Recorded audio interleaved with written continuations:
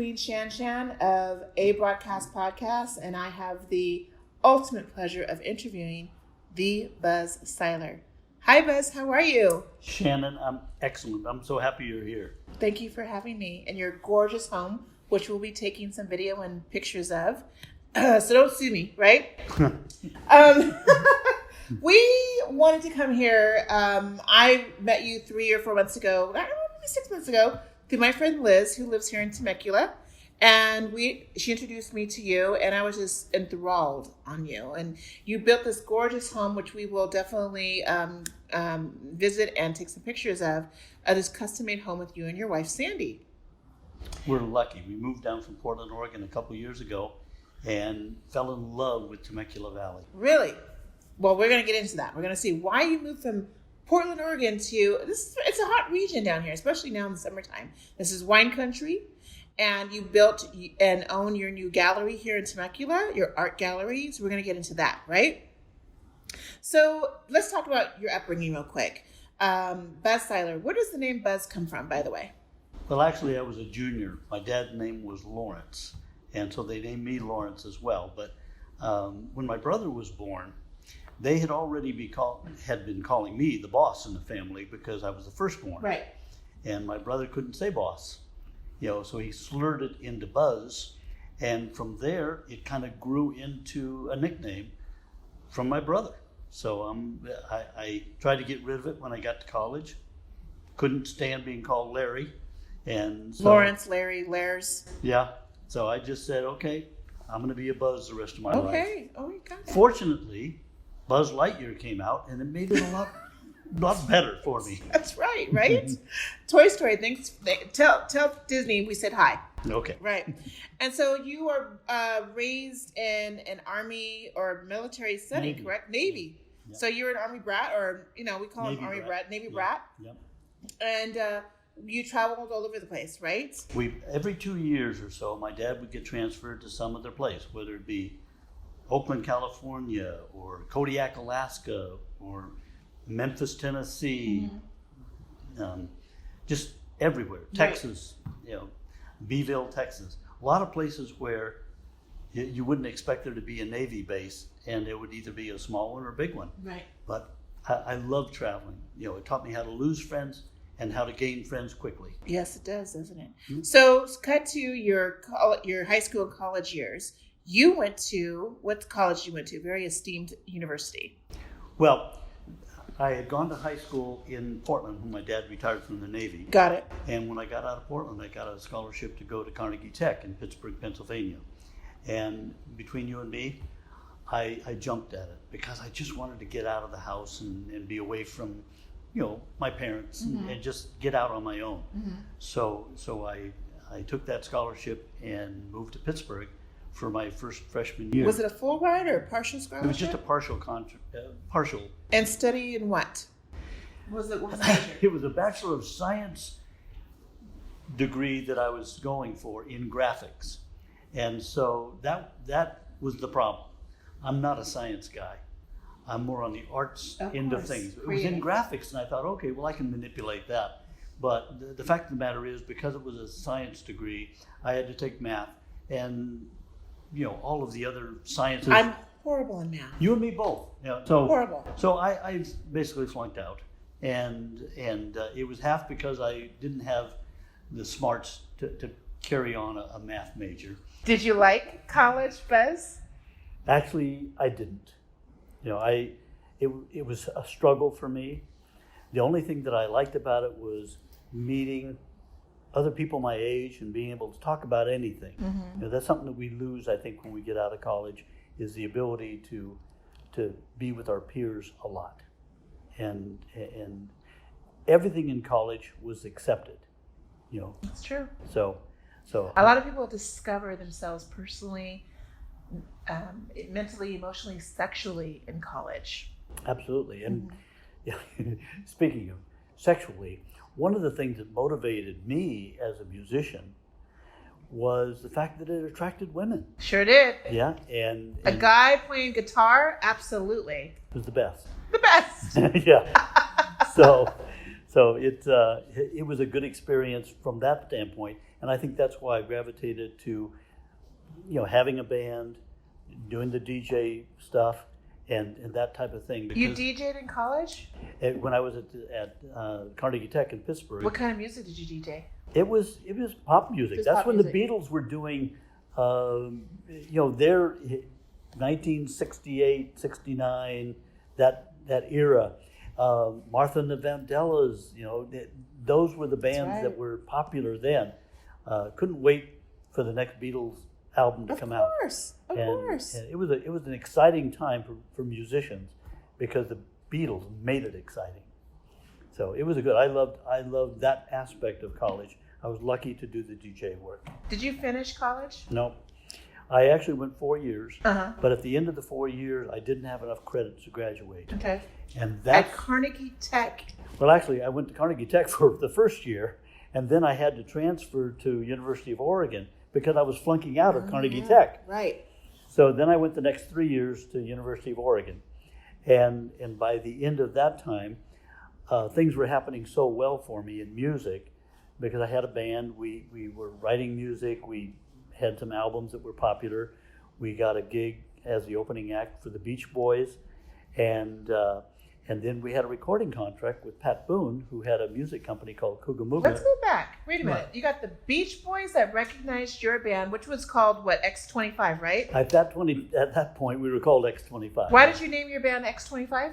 Well, we had gone through a lot of different names, and for one reason or another, we either wore out or welcome as that name. Yeah. And we decided to get another gig, we probably had to change our name so they wouldn't know we were the same band. Oh. But X25 is a major departure from what we were doing before. I decided we needed a gimmick.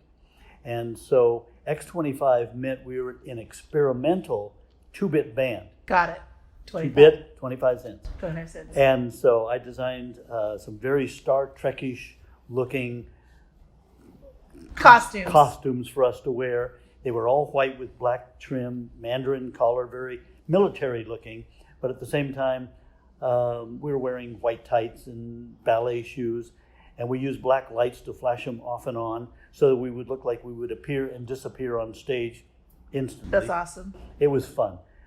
So at the time we got the recording contract with Pat Boone, it was my senior year, and the other 3 guys in the band was their junior year. Yeah, and your brother is in this band as well. My brother played the bass, and then we had Jim and John who played the organ and the drums. And you played the guitar. And I played the guitar. So we came to California on a recording contract, and we did a lot of studio work. And at the end of the summer, the 2 junior guys, Jim and John, wanted to go back to the University of Oregon so they could finish school. My brother and I made the decision to stick around and see if we could be stars. We wanted to be stars. And so we stayed. Obviously, we didn't become stars. But we had a great time here.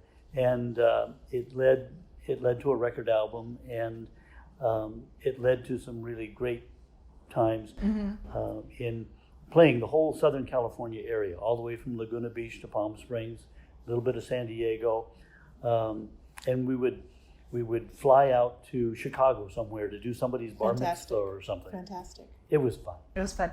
You eventually ended in Palm Springs. Well, with you and your brother. Yeah, we were playing in Laguna Beach, and the guy who was the manager of the Riviera Holiday Inn in Palm Springs was visiting his girlfriend down on Laguna Beach, and he saw us, asked us if we wanted to go to Palm Springs, which at that time was like Las Vegas to us. So it was all expenses paid. Our living expenses, our food. Love it. So we said, yeah. So we went there in the heat of the summer and had a great time. We built up a big following there, and eventually we were seen by a guy who owned a restaurant called The Sportsman up at Lake Arrowhead. And so we moved from Palm Springs up to Lake Arrowhead to play up there for a year. At the same time, I had a gallery, an art gallery. That's when I started my art career again. Really? Opened my art gallery in Palm Springs. So I was singing at night and doing the painting during the day. You were doing your own paintings? Yeah. And you sold your paintings in the art gallery in Palm Springs? Not enough. You made more money entertaining than Much painting. more money as an entertainer than I was as an artist. Got it. The gallery was called the Struggling Artist. The Struggling Artist, apropos. Yeah, and I couldn't make enough money, so after 3 years, I closed the gallery and became a musician full time. Got it. Which you had a passion for. You You had a passion for art, for painting, or had a passion for the musician portion? I think that every artist, whether he be a painter, a musician, dancer, it doesn't matter, they have this yearning within them to be creative. And so that's why I think you see artists who are painters, you see painters who are musicians, you see all sorts of people crossing over, because we just have a passion to be creative. Let's be honest, there's a reason why actors say, I really wanted to be a director. I really wanted to be a producer. Mm-hmm. And, you got the Brad Pitts and the George Clooney's and the Will Smiths and all these famous actors who wanted to flip the switch and become a producer or director, because they wanted to be behind the scenes. Yep. They made their money in front of the camera. Now they want to make their money behind the camera. And many of those actors were accomplished musicians. Yeah. Nobody even knew about it until later. Exactly. So let's cut to we moved to Palm Springs, and you had your art gallery, and then you started your own nightclub with your brother, correct? Here's what we did. We had gone from Palm Springs up to Lake Arrowhead, worked there a year. At that time, they were building the Ontario Motor Speedway, and the guy who's the controller for the Ontario Motor Speedway had a cabin up at Lake Arrowhead. Mm-hmm. He saw my brother and I entertaining there on many occasions. Small world. And finally said, how would you guys like to open the Victory Circle Restaurant Lounge, in Ontario at the Ontario Motor Speedway when we opened? We came down. Interesting story. We did not like the Pomona Valley. The Pomona Valley Mining Company back in the day, which is a highfalutin restaurant to this day.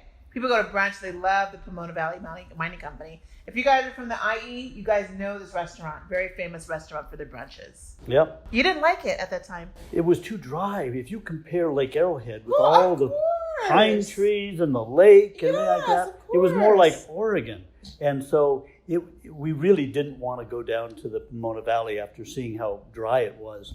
But we gave this guy a horrendous price for us to play there. And he paid it. You're like, well, he said, okay. And so we said, okay, we can't say no because he met our price. And so we moved down to Cucamonga. My brother and Cucamonga at the time. Now it's called Rancho Cucamonga, yep. which I'm from. Yep. Mm-hmm. And we both bought trailers. We parked them right next to each other in a trailer park. So we had common patio between us. And we had a great time playing for a year at the Ontario Motor Speedway. And then we played for another year after that at a place on Foothill and Central called Tiffany's. Yep. And at several other small bars around town, the Club 66 and a few others. We had a great time. Then my brother decided he wanted to go back to Oregon because he got married. They wanted to have kids, and they wanted to get out of California. So I became a single and started entertaining as a single artist around the nightclubs in the Ontario area. Yeah. And that's where I met my wife. That's where you met your wife. So we're going to talk about Sandi in a minute. We definitely got to talk about Sandi because she is the pinnacle of, the new life that you discovered. When you before you met Sandi, you were still a musician / painter. I want to talk about real quick passion. A lot of people today have lost passions. Social media has taken or sucked passion from our lives. From YouTube to video games to Instagram, Facebook, what have you. What does passion mean to you, Buzz? Well, for me, passion comes from within. We have all of these external pressures on us to do things like make money. Right. Passion to me ignores money. It basically says what is going on within you that you must do, regardless of the money. That's what passion is. So these people who are artists, dancers, musicians, they would do it even if they never got paid a dime, even if they had to do it on the street corner for free. But we have children. You know, one of my good friends' son says, you know, I want to be a YouTuber. Well, what does that mean? You know, what does that mean you want to be a YouTuber? What are you going to YouTube? What are you going to video? Because you have to have some sort of content that keeps the audience engaged. So, you know, there could be, you know, a kid doing a skateboard act, or a kid swimming in a pool, or a kid eating mukbangs, you know, which is just people eating different types of food. But, you know, you got to still have a passion that drives you to do that. And regardless if you would be paid, but to be honest, a lot of the YouTubers are driven by money, by the, you know, getting as many hits as you possibly can on Instagram and Facebook and YouTube. We didn't have that when I didn't have that growing up. You didn't have that growing up. Not a bit. So the passion, the definition of passion today is quite skewed than what it was 40 years ago, 30 years ago. Yeah. How do you define passion in 2019? Well, let's talk about the recognition that you get, because that's part of what drives entertainers, is what drives musicians to do what they do. Back in my day, we had recognition. It was applause. People would clap when they saw you. That was your like. Yeah, that was our like. And so nowadays, likes are the applause you get. Right. And so this new age where, you know, we have cell phones, which are cameras and video cameras. I didn't have those back then. Right. So you did things on a one-on-one basis with people, or we're engaged. Yeah. So while the phone and video and all these things have opened up a lot of job opportunities for a lot of creative people. True. At the same time, it makes it a commodity as opposed to a passion. And so people are commoditized. Whatever the word is with the ED. They're making the creative process, YouTubing and all those kind of things, into a commodity. Yeah. And so that's why the youth are saying, I can make money at this, and it's something that I really enjoy doing. Who doesn't enjoy holding a camera and taking pictures of things? Everybody does. But now, because of phones, which are, you know, cameras, right, everybody can do it. It's true. So now it makes it even tougher for you to rise to the top. It's true. Because you have so much competition. And there's so much judgment behind it too. Absolutely. Which also can inflict creativity, because you're like, ooh, am I doing this right? Am I going to be judged if I'm a dork? Am I weird? Am I, you know, is this going to be cool? Is it going to be acceptable in society? Is it going to get dislikes? But we were talking about passion. Passion cuts through all that. Mm-hmm. If you have a passion for something, it doesn't matter whether somebody likes you. It doesn't matter if you're being paid for it. Nothing matters but that passion within you to do it. Preach. Preach. Okay, let's talk about your passion. How did you meet Sandi, your wife? This is a great story. I was entertaining at the Ontario Holiday Inn, playing the guitar. She comes in with a date, and she's sitting down there. The date goes to the bathroom. I was so enamored with this girl immediately. I took a break immediately, went down and asked her for her phone number. In front of her date? No, her date went to the bathroom. Oh! Sneaky snake. Yeah. And she gave me her home phone and her work phone. And so I went back. Back in the day, there was no cell phones, right? And there was no 911. There was no 911. There was no 900 numbers where she can give you a fake number either. Well, the next day, I was really on top of the world, saying, here's this girl who is an angel that came. She looked like a beach girl, you know, from a surfer. Right. And so I called. And Margaret, yeah. So I called up her work phone, and it was the police department. Then I called up her home phone, and it was the fire department. You thought she gave you a fake number? She gave me 2 fake numbers. She did give you fake numbers. She worked at the phone company, and she knew the numbers to call those. Shut it. And so when she gave me the numbers, she wrote down the police department and the fire department. Hilarious. Oh. You know, I lost her. A couple weeks later, she came in again with the same date. Uh-oh. He goes to the bathroom again. And you're like, I go down. Girl? I take my break. I go down and I go, okay, you got me. You know, I can't believe that I fell for it, but you got me. If you don't want to go out with me, just tell me. You're not interested. Otherwise, give me the right phone number. Right. And here we are, So she wasn't years digging later. the guy that she was dating? She wasn't digging him?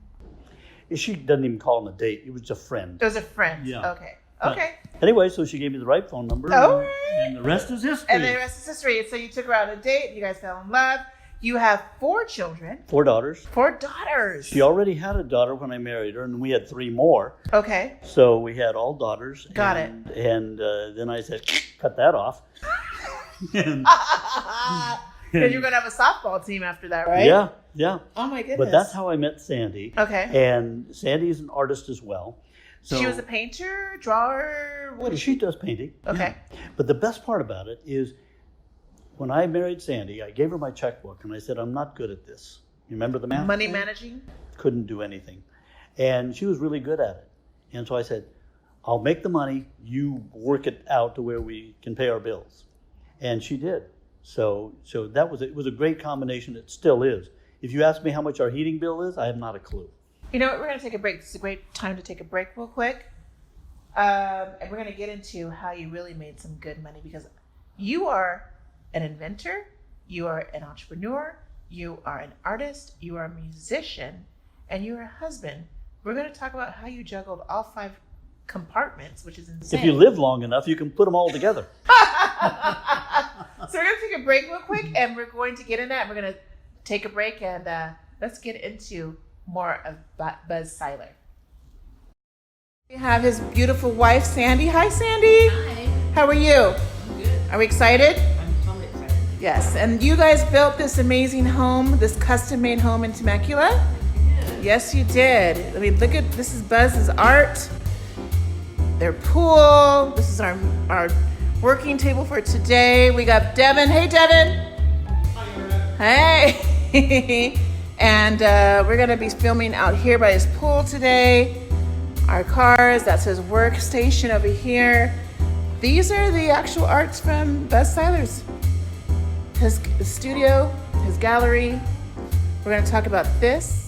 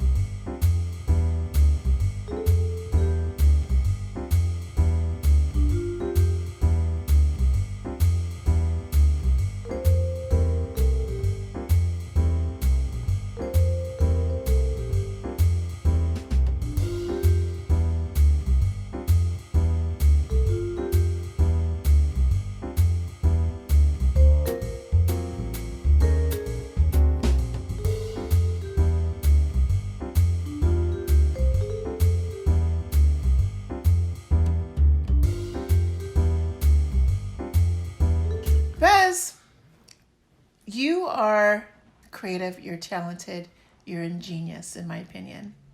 With that being said, I was shocked to find out you're an inventor. You have invented stuff for us. Remember earlier we were talking about passion, but we were also talking about the balance between passion and trying to make money. Right. Well, with a wife and 4 daughters, I really had to find out a way to make money and keep it as close to being creative as possible. Being an inventor actually filled the bill, because you can work on creating something practical that you can license out to another company, and you spend about a year trying to perfect it, license it out, and you get up to about 20 years of royalties coming in from the sales of these products. So it was a good alternative for me to bridge that gap between right brain and left brain and make money. And I loved it, absolutely loved it. So if you guys are wondering where we are in Buzz's theater room, because he's got it going on like that. He's got his own theater room here. And the sound is a little different. It's less echoey, which is wonderful. Your house, again, we're going to take pictures and videos of your gorgeous custom-made home. What made you decide, what was your first project that you invented? It was called Spajamas. For a spa, For a jacuzzi. spa. My wife and I we opened this nightclub, because I was entertaining and I wanted to. And that again was in Ontario or Upland? It was in Upland. So it was in the Hollywood Inn, the Holiday Inn, right? No. Here's what it was. When I had built up a following in that valley, yes, I decided I don't want to end up being an entertainer all my life, because I could see other entertainers who were getting older and they started making less and less money the older they got. So I said, how do I make this transition from being an entertainer with a following to being a businessman without a following? So I opened up my own restaurant nightclub. What was it called? It was called the Cat and Fiddle. The Cat and Fiddle. The Cat and Fiddle. Why'd you name it that? Well, I had seen a picture when I was over in Europe in Buxton, England, of a little old-timey bar on the road called the Cat and Fiddle. And I thought, that's just a great feeling to have, the little cat kind of playing around. Right. And so it was good. But I had married Sandi 2 years into opening up the Cat and Fiddle. We had been dating for 4 years. And so we finally got married. And then we had it for about another 5 years. But during that time, I met a guy named Mike who opened up a spa dealership in Ontario. And so I offered to trade him out credit at our restaurant bar for a spa. Okay. So he did it. And so we put a spa in our backyard, and I couldn't keep the damn thing clean. Leaves, dirt. Everything. Bugs. You want it to look really romantic. Pristine, yeah. So you have shrubbery all around it and all that kind of Right. stuff. They fall into the spa. So at that time, they didn't have all the different variety of covers that we have now. So I designed a cover that kind of like a drum head. It was a big piece of nylon tricot with a drawstring around it. So you could put it over the spa, cinch up the drawstring, and it would hold over the top of the spa. The best part about it was lightweight, it was washable. It would collect all the leaves, so when you want to go in the spa, you just pull the thing off. And bugs and... Yeah, everything. Just, So the only thing they had at that time was the floating bubble packs that went on top. And that would... If things fell on them, they would fall into the spa. And if it was windy, it would fall off. Exactly. So anyway, I designed this cover, made it for myself, and then my neighbors started asking me to make them for them. Fortunate for me, Spa and Sauna magazine was being published out of Newport Beach. So I went into them to see if I could get an ad, like a press release. Perfect. The guy who ran the company said, Buzz, not only will I give you a press release, but he said, I will buy your company. Oh my gosh. And I went, shut it. I don't want to sell my company. No. Oh, I was stupid back then. I should have done it. But anyway, so I didn't. I said, no, I'm going to hold on to the company, but thank you for the press release. So for about 4 or 5 years, I was the king of spa covers. I was selling them to everybody in the United States that sold spas. They were buying our covers. Like you made hundreds of thousands? Thousands and thousands. Hundreds of thousands. Probably not hundreds of thousands, but at least 100 or 200 of thousands. Good for you. It was a good start. The problem was I was stupid. Why? Because other inventors would come to me and say, I have a new idea for a cover. Make it better. I have the roll-up kind. I have the hard shell. I have the thick foam shell. I turned them all down. And I said, why would I want to handle somebody else's cover? They'll just take my business away from me on my covers. You didn't have a business consultant or a mentor at that time? I didn't realize that the customer base that you build up in a product is more important than the product itself. Correct. It's like all these .coms. Because they want to make something better. Yep. Mm-hmm. And so I should have sold the company when I had the opportunity. As it was, I had it for 5 years and then closed the doors after 5 years because our sales just kept going down. Every new cover that came on the market, took our business away. It was okay. It was a good lesson. That was a learning curve. It was a lesson to learn. And but I had the bug then. I realized that if you invent something, you can generally make money at it, if it's a good item. So I started. In the meantime, Sandi and I moved to Oregon because we had our kids, and we said, let's get them out of this LA environment. Moved to Oregon. I started skiing up at Mount Hood, and so the second product that I created was called a Skiji goggle wiper. Is that what I'm holding right now? That's what you're holding. Okay. That's what I'm holding. The Skiji. So it's made of a little PVC material. Yes. And it goes on your glove thumb when you're skiing or you're snowboarding. So as you're going down like this, you just reach up and squeegee. Oh, that's right. You just wipe the ice or the snow away from the goggles. Exactly. And Perfect. Up in and Oregon, it's so we have a lot of lightweight. rain. Look at this. So You anyway, invented this. I still sell that product all over the world today. No way. No, did you do the smart time? That was Smart like thing? 30 years ago that I did And you that. sold this to a company who now manufactures this? No. What? I actually handled it myself. It was one of the products that I never licensed out, because in this particular industry, the skiing industry, they know about 6 months ahead of time what they want to order. They do with clothing, they do with accessories and stuff like that. And ski season's coming up now. Yeah, they give me the order for what they want about 6 months in advance. I order them from Taiwan, where I have them made. I get them in plenty of time to ship them off to them.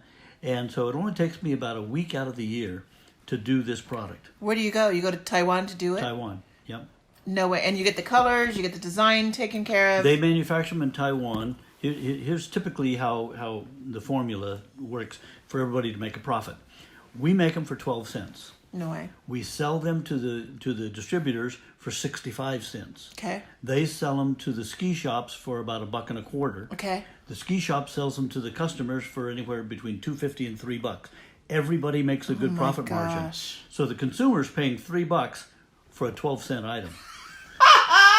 But it makes it. That's why after 30 years, it's still around, and all the other products that were my competitors have gone by the wayside. Really? Yeah. So you have the upper end. You have the upper hand on this product. Absolutely, because there is no labor involved in it. All the other copycats, they would sandwich a piece of rubber between some cardboard. They would have them on keychains. They did all sorts of things. Well, you can still have this on a keychain if you wanted You to, could right? if you wanted to. The good part about it, I mold the logo right into it, and so there's no labor. They make them, they put them in boxes, and I send them off. So it's all machine. And because the gloves are so thick, this fits perfectly on the thumb and your gloves, your ski gloves, if you're a snowboarder, whatever, if you're on your snowmobile machine, and all you got to do is literally do this. And motorcycle riders are using them now. Oh, for the mud and dirt. A friend of mine saw this, and he designed gloves that have them sewed right into the glove itself, either on the finger or on the back of the hand. And so a motorcycle rider can reach up in the rain and just squeegee off his goggles. So it became a really good product for us. What other items have you invented? In the housing industry, there's such a thing as central vac systems. The central vac, they put a vacuum cleaner in the garage. They run tubing throughout the entire house. My friend Heather, who is in San Diego, she's got the central vac system in her home, and she does it. There's a little hookup or an accessory in her kitchen or in her dining room, and so instead of bringing out the big old vacuum machine, she just hooks with the hose, and it sucks up the dirt or whatever in an essential area in the home. It works great for rugs and things like that. On hard floors, I thought at the time, wait a minute. If you're sweeping a floor, you have to use a dustpan. Correct. And then dump it in the garbage. Right. What if we had something that was close to the ground, and you could just sweep your kitchen debris into it and suck it out into the same place where the rest. So I designed this thing called a vac pan. A vac pan. And it has a nozzle on it at floor level, about 8 inches wide by maybe half an inch tall. Hooked up to the same system. You just flip it on with your foot. Sweep your kitchen debris into it. It sucks it away, and you never have to grab a dustpan. Did you install that here in the home as well? No, we didn't. Why not? Well, one of the reasons we didn't was because the product has seen its day. Most products come and go, and so a lot of people realize that having a little vacuum cleaner is convenient. Having a big, long, 30-foot hose, and trying to snake your way around through doorways and stuff like that is not convenient. But in its day, we were on top of the world. You were on top of it. It worked out so well. Yeah. We had royalties coming in for about 20 years, which is the lifetime of a patent, and we made a lot of money on it. Congratulations. After that, I designed a special bag for the banking industry called a Safe Pack. And just before Sandy and I moved down here to Temecula, I sold the company. And it was a special bag of canvas and metal that goes into night depository safes at a mall site. All the merchants generally will put their money in pouches and put them into it. You open up the bin, and the deposit. They don't fall into the open safe. They fall into my bag called a safe pack inside that safe. Every day the armored carrier comes and picks up those 200 or 300 deposits and takes them to a processing site. Before I invented the special bag that goes inside of there with a bunch of electronics built into it for security. There's electronics in the bag? Yeah, because they were having a problem. 2 bank people would have to leave a bank location to meet 2 armored carriers at the mall site. They would open up the door, 4 of them, and they would count out 200 or 300 deposits, manifest them on a sheet of paper with the bag numbers. And so it took about 4 people 20 minutes a day to do it. Once I put my bag in there, 1 armored carrier could do it on his own without the bank people there, and it took him about 1 minute because we put a framework inside the safe. We have the bag with a metal rim. It slides in like a drawer, but it locks in automatically because of the electronics that I have built into it. So it's locked in there. All the deposits fall in there. The next time, a day later, that the armored carrier comes back, he takes a lid out of the front pocket of the bag, slides it into a narrow slot at the top of the bag. Yeah. The lid locks on automatically. And after the lid is locked on and the bag is sealed, it releases the bag to him. What was your creativity behind that? From spa pajamas to the skiji to banking. To be a good inventor, you have to be a good listener. Okay. And you listen to people complain. That's the bottom line. Who was complaining to you? The bank people. They were talking about the losing bank, like money. bank owners or bank tellers were complaining to you? Or tellers and you stuff had like that. You had connections and relationships with people working in the banking industry? When you have a bank account and stuff like that, and you get to know the bank people pretty well after a number of years, and sometimes they'll be saying things like, "Oh, we just had a robbery," or "We're missing a couple $1,000 and we don't know where it is," and that type of thing. And so, in learning about some of their problems, I realized that when those 4 people were together picking up those deposits, one of them could say, "Wow, look at that girl over there. She looks really good." 3 of the people would look that direction. He would put one of the deposits in his pocket, and nobody would know. Then they couldn't blame any one of the people because there were 4 people there when it was gone. So by making one person accountable through my bag system, there wasn't anybody else to blame. If a deposit was missing, it had to be that one person. And they were the accountability person. Yeah. So anyway, you just have to be a good listener and listen to people complain about things. You guys hear that? So if you guys ever wanted to invent a product or a service, listen to what the public is saying. Yeah. Because they want that improvement on that product or service. That's right. As a matter of fact, you don't have to make a better product in the sense that it's built better or any of that kind of stuff. But if you make it more convenient, correct, you will sell it over your competition. We are a society of convenience these days. We want it. I don't want to do 2 clicks. Let me do 1 click on the mouse. Yep. And then I can engage. Mm-hmm. So I've got lots of different inventions that I've done over the years from listening. When I would go to the dentist, I would hear people complaining about the taste of the bite wing tabs, the cardboard things that go in your mouth. And I just was the dentist 2 days ago.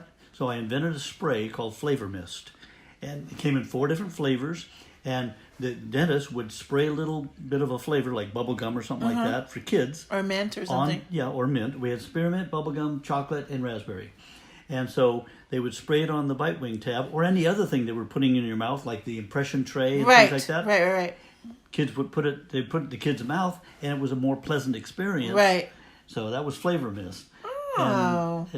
But believe me, I've had my share of losers too. Mm-hmm. So there's a lot of things where you think they're going to be a good product because of one thing or another, liability or somebody else, very soon after you put it on the market comes up with a better product. Right. So you lose your money. You just hope that the money you make from the winners outweighs the money you spend for the losers. Correct. And I've been lucky that way. Well, congratulations, Buzz. Thanks. That's amazing.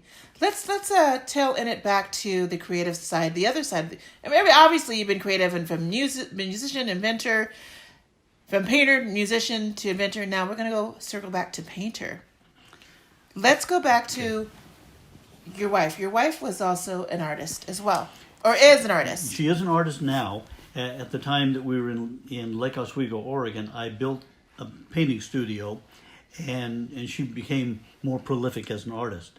And so she's a good artist. She doesn't give herself enough credit. People don't give her credit because, frankly, I overshadow her and she doesn't get the credit she deserves. But she's a good artist. The best part about it is she understands me, and she allows me to be creative and to spend money sometimes when we shouldn't be on doing things. I wanted to open a gallery in Paris, France. And so I said, let's do it. So 5 years ago, we flew over to Paris. I took $10,000 in my pocket in cash, and I walked the streets of the Marais, which is the tourist section in Paris. Yeah. And I found a lady who had a space for sale, and she agreed to rent it to me. Just random. You're just walking down the street.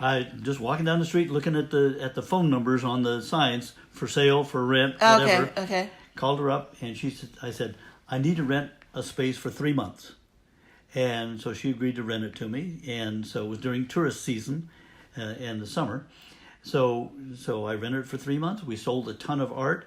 Was it your art? My art, yeah. Just all your art? Yeah. Wow. So you did so much for 3 months that you were able to ship it to Paris? Oh, it was great because I took a lot of paintings off of the boards that held them, and I rolled them up in a big roll. So I took over about 20 paintings with me, and then as soon as I got there, I bought paint and canvases, and I started painting. Okay. So, and I took over a lot of prints, the paper prints. So it was the best experience of my life as an artist, because Paris is the center of the art culture. Of course it is. And you meet people from all over the world. Yes, you do. So I was able to sell my art to people from Europe, which was a natural, to people in South America and people in South Africa and in the United States. So it was a great experience. Let's talk about your aesthetic. So for people who don't know your history in art, what is the medium that you use? I use both acrylics and oils, and I mix them. If you can imagine, if you're making salad dressing, you put oil in there, but you also put water and stuff like that. If you shake it up, it'll kind of mix together. But if you let it set, the oil always rises to the top. Correct. Okay, that's the principle of my paintings. They're very liquid looking because I lay the canvas flat on the table, I put water all over the canvas, and then I put on a layer of latex acrylic paint, which is water-based. Then with a stick, I take oil-based paint and I start drawing my image. What happens is that oil-based paint floats on top of the water-based paint and starts moving. So I don't care about being exact. If I'm doing a portrait of you, I don't care that it looks like a photograph of you.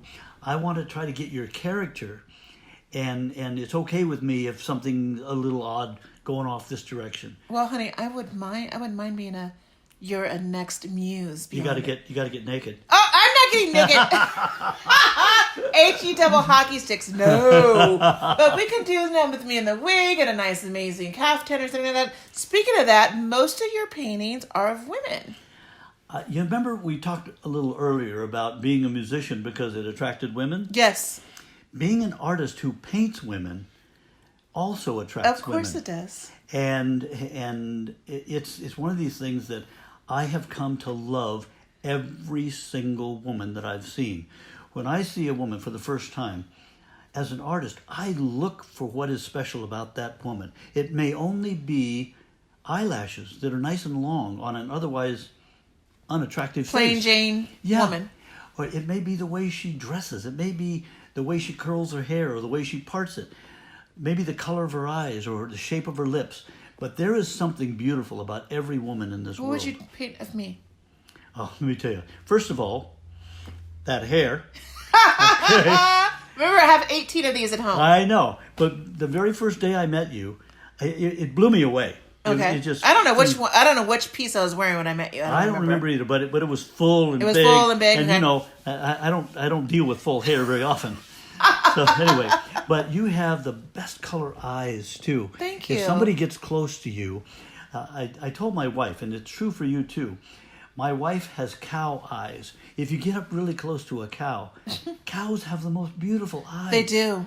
And so, you know, your eyes are that brown and, you know. They're hazel. Yeah, and I just love that about you. Thank you. Yeah. Not only that, you're going to be 90 years old, and your skin is going to Honey, look like you were 10 years old. Black does not crack for a reason, Buzz. I can believe it. It's called melanin. Yeah. We're very blessed with it. Yeah. And it's interesting that people are getting actual injections to become... Really? Yeah, they're getting people... white people are getting injections to become dark like us. We have that melanin skin. Honey, you cannot fake the real thing.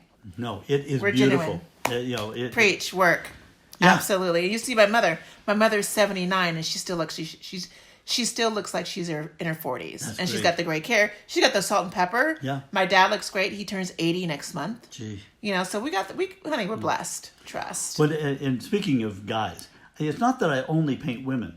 Okay. I have 2 or 3 paintings of guys, but it's only because when I painted the woman, she was so god-awful ugly that I decided I better make this into a guy because nobody's going to believe this is a woman. Work. So I put a mustache on him and a goatee. And that was the man picture. That was the man painting. Yeah. I have one called Proud Pierre, where I was trying to paint a hooker on a street corner in Paris.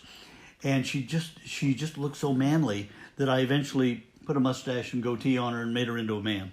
Called it Proud Pierre. Well, after this, we're going to have a take on we're going to take some videos and pictures of your home. Mm-hmm. Thank you very much. And your pieces that you have felt that was appropriate for your home. Before we close, you have an art gallery here in Temecula, California, wine country. Why did you decide to go open up an art gallery here in Temecula? As an artist, why do writers write? Why do musicians play? Why do artists paint?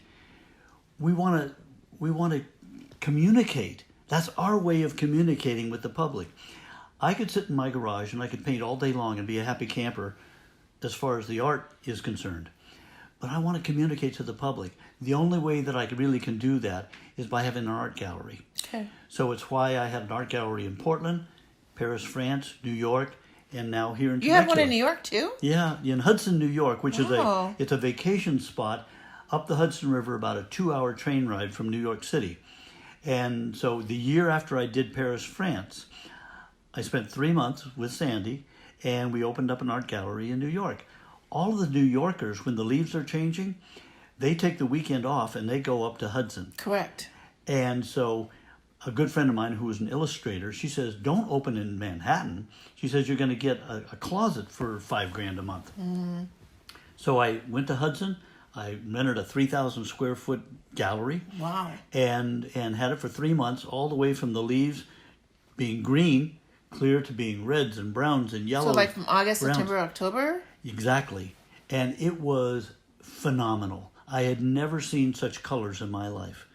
And so it was a beautiful experience. And I was able to sell paintings to a captive audience. The people who went up there to see the leaves, they would spend the night there. After being out all day looking at leaves, they had nothing to do. And so they would have dinner, and they want something else to do after dinner. Hey, babe, let's go look at an art gallery. So I purposely had my gallery open until 10 o'clock at night. Okay. And that way, I would attract people when all the other stuff was closed. They came in and bought paintings. That was the good part. So being here in Temecula, where it's wine country, it's dry, it's hot in the summertime, chilly in the wintertime. I mean, not super cold in the wintertime. That's why the grapes are here and the vineyards are here, because it's great places. It's a great area to cultivate a wine harvest. Mm-hmm. Why, again, this particular area? The wineries that are out here, they're generally open till 5 o'clock and they close, generally. Correct. What do the people do at night? They go down to Old Town. Right. And they have dinner and they party and have and their go to drinks bed and at stuff 9 like o'clock. that. Yeah. It's like New York. It's a captive audience with these people who have nothing to do at nighttime after being out during the daytime. So it's a perfect opportunity for an art gallery if they're in the right location downtown where you have all this foot traffic, hundreds of people walking past your front door. Thousands of people. Every single day. And so it's just a natural for a gallery to be down there where you have all the tourists. If I have people, I can sell a certain amount of art because it's a numbers game.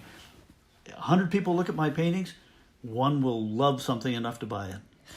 You're the only art gallery in Temecula. Isn't that amazing? That's amazing. They started off, I started learning the history of Temecula, and they had antique shops everywhere. It used to be the antique mecca.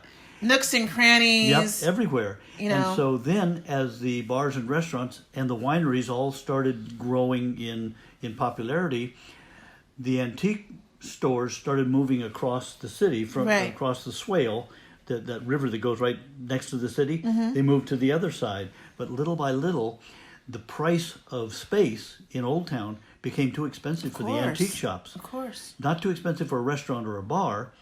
And so the antique shops have pretty much all gone. There's only one or two left. I've noticed that over the years. It's a shame. Because people would come here just for antiquing. Yeah. And getting their wine on. Yeah. But that was a big thing. Go to the wines during the day and then go shopping the next day. We have 65 wineries out here now. And 65. Probably 40 weddings every weekend. Oh, honey, it's packed. My best friend got married here at Faulkner years ago, and I've had other weddings that came here as well. And we actually have girls' weekends here. We rent you get an Airbnb house here, an estate. Yeah, they're really affordable. You know, it's a great. This is a nice area to stay for the weekend. It's a secret I'm going to tell you right now. What's the secret? I'm negotiating with a winery, a very prominent winery right now, to put a gallery in their winery. And what if it's one of the ones I'm a member of? I can't say, but anyway. It's a so secret look for it deal. in the future. Do I get VIP access? Of course. I better get. But the other thing that Sandy and I are going to do, we spent this last couple of years building this house. Yes, you did. And so that took all our time. And so I wasn't able to really get out there and promote my art because we were working on the house. And now that the house is done, we have the opportunity to look for other opportunities for art. And one of them is doing these pop-up galleries again. So next summer we're going to do 3 months in Carmel.